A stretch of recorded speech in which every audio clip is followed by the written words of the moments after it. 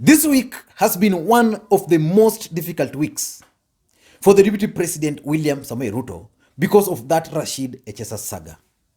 And yesterday on this platform, I offered the DP unsolicited advice because this saga, the saga of Rashid Echesa, has dented his image. And if he's not careful, will destroy him. But he can still get out of it strongly, depending on how he will manage the entire saga. And I remember after posting that video, the comments were fast and furious. And many people accused me of having received bribe or money from the deputy president. And I remember receiving two comments also, around 3 comments on my WhatsApp.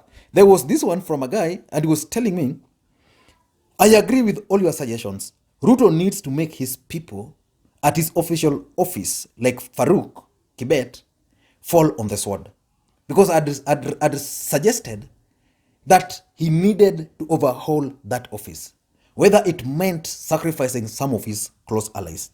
But some others, like there was a guy here, he's saying, Lee, how much money has the DP paid you for this your free and intellectual advice?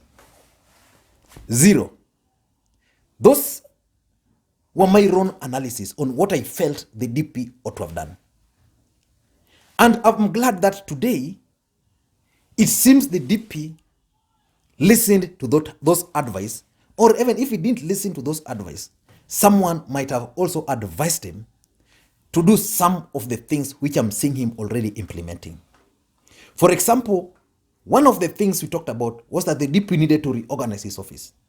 And today, the DP held meetings with his entire office, the staffs who are based at Annexed.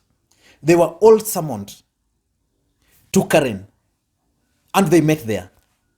So probably the deputy president expressed his disappointment to them. Or probably they were issued with new directives on the kind of people they need to allow there, the kind of operations which needed to be allowed there. Or probably he was communicating that some of them will have to go. So that area, I think he's trying to implement that. The other area I talked about was communications. I also said the DP needed to hire competent people to communicate on his behalf. And remember, this saga didn't begin yesterday. It began several weeks ago or several days ago. But despite that, the official communications which has been coming from the office of the deputy president have been coming in the form of a tweet. And that has been really a big worry to me. Because those tweets have been doing more harm to the DP than their intended purpose. And today he has he has issued a communications through his chief of staff. Because now that's official. I'm just looking for that statement. He has issued a statement. And if you read this statement, it's now more professional, unlike the tweets which he has been issuing. Let me just read for you. It's saying, Harambee House, this letter is directed to Henry Ntambai, who is the Inspector General of Police. And the letter is saying, Harambee House Annex Investigations. The letter is dated 19th, which is today. Please refer to your letter, blah, blah, blah, ref, of 14th February 2020 on the above subject. This is to request you to carry out thorough investigations expeditiously on the alleged serious offenses, which is alleged to have occurred on 13th February 2020 at Harambee House Annex. Any officer in our establishment who will be found culpable should be arraigned in court the soonest possible. It is also critical that the investigations be extended to the Immigration Department to provide information on the type of visa issued to the alleged foreigners who are working with alleged criminals in our country. You see, if you read this letter today, this is the kind of letter which should have been coming out of the office of the deputy president. not those tweets by Itumbi.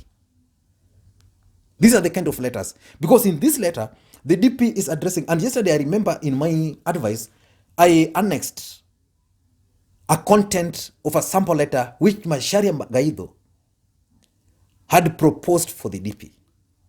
And in this letter, he's calling these other guys criminal elements, alleged criminals in our country. And he's also asking these guys to expeditiously carry out the investigations. No, that's professional.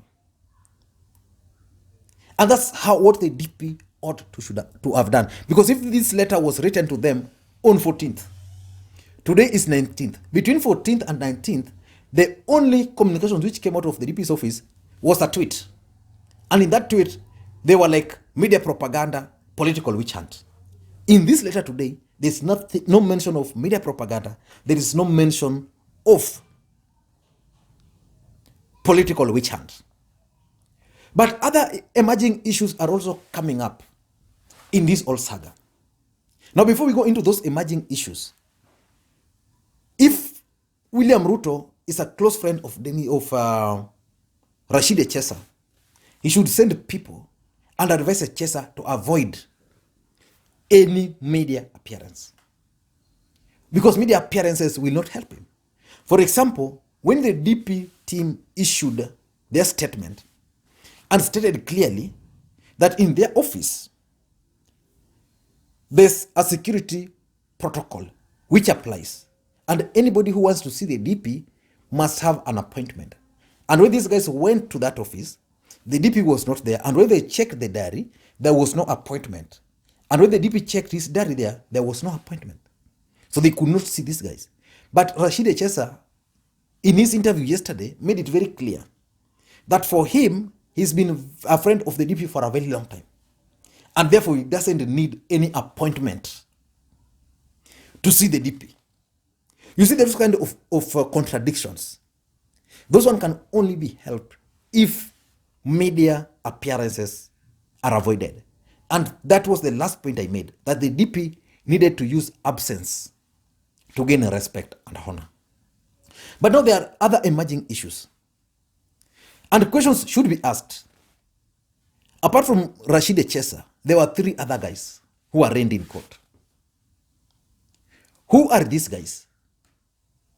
There was, there was someone called Daniel Otieno Omondi, who is General Joma. Who is this guy? There was Clifford Onyango Okoth, and then there was Kennedy Oyomboya. So one was acting as the bodyguard, the other one was acting as the personal assistant. So who are these people? What are their identities? Do they have links to the DP, or are they just hired purposely for this particular event, for this particular saga? The other emerging issue, and I mean, those are some of the things that investigators should find out. And even the allies, even the deputy president should find out who these people are. Because I saw yesterday Oscar Sudi and Kipchumba Murkomen. Because these names are sounding Luo, or maybe they are Luos, they were like, because they are Luos, then they must be related to Raila or Odinga. They were trying to pursue that link. And I'm glad the DP today, in his statement, is very clear. But who are these people? Then the other emerging issue was the issue of these guys taking the businessmen to Ulinzi House. Because the military, the Department of Defense, denied that these guys never went there. But these guys are insisting they went there, but they were taken through the other door, through the other gate. So who took them there? How did they access military headquarters? And which office did they visit? That's why these investigations must be expanded up to the military. Because if crooks outside there can find their way and operate inside military headquarters, then it means as a country, we have a serious issue. And that, in my view, is a serious breach of our security in this country. So that one needs to be pursued completely. The other thing which I'm still insisting must be pursued, which is also emerging, is that if these guys came, and I'm glad the DP is also mentioning it, if these guys came into this country, they came under what visa? Was it a working permit, or were they tourists? What kind of, or was it diplomatic visas? All those needs to be investigated. If Echesa went to Poland, alienda na nani? Because it's like the businessmen are able to identify the general. That guy went with Echesa there. But who else? Who received them in Poland? What were their connections? How many people did they meet while in Poland? All those questions must be put. And the DP, there's no person, there's no single individual who is being affected by this scandal than the deputy president. So he must get out and inquire if he's clean. Even if he's not clean, then he needs to get the truth out of all this. Because if he want to do that, I can assure you that the DP is going to face it very rough. And I want to tell you one thing. This saga, I'm going to put my feet on it. I'll try and follow it as it unfolds completely. And then after following it, I'll always try and give you my opinion. And I think two things are going to happen. Rashid Echesa is going to carry his own burden. And at the office of the deputy president, there are staffs who are going to go. There are staffs who are going to go. And because the system is also keen on this particular matter, they are going to get us more details. There's some question which I keep on asking here. Who has been releasing the photos of Echesa and this guy in Poland? I read the way the investigators, the kind of areas investigators are looking into. For example, they are trying to narrow down on specific dates. Because the other thing is coming out that these guys did not meet for the first time at the DP's office. It's like on 20th of January, these guys were also at the DP's office. And these guys have asked, the investigators have actually asked for the CCTV camera. But I can conclude that this matter is a serious matter which the deputy president must be very careful with, because the system is behind it. And if the system is behind something, it means they're going to unearth it. And that's why in their investigations, they're trying to look at all possible scenarios. Like they've identified the dates, the places where Echesa and this team met the guys. They've also narrowed down on the phone calls. They've asked basically the phone providers, and I think they've been provided with the details of those specific times. You know, in this country today, like where I am, if I call you, then the service providers are able to locate where I'm calling from. And if someone also calls, they're able to locate. So they'll basically be trying to piece those kind of evidence. And in the next few days, don't be surprised. In the next few days, don't be surprised. Hey, the sun is just too much. In the next few days, don't be surprised. These guys are going to unleash tons and tons and tons of evidence. And this evidence are going to be leaked to the media. I don't know what you think, but I want to hear your opinion on this scandal. Do you think the DP is going to survive it? If he's going to survive it, Who is going to fall out of it? I want to hear your opinion on that. And if you are bumping on this video for the first time, I want you to just take a second or two and hit the subscribe button so that next time we produce a video like this, you get notified. And to the subscribers, I want to continue thanking you guys for your continued support. Because without your support, this channel will not be where it is today. Thank you guys, and please may you have a good day. And by the way, there's a letter which was written by Aladwa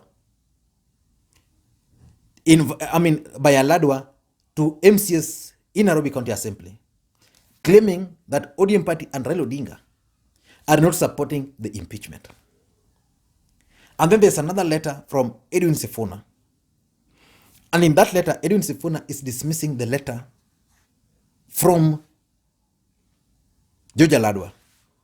I think that's going to be our discussion tomorrow. Thank you guys, and please may you have a good day.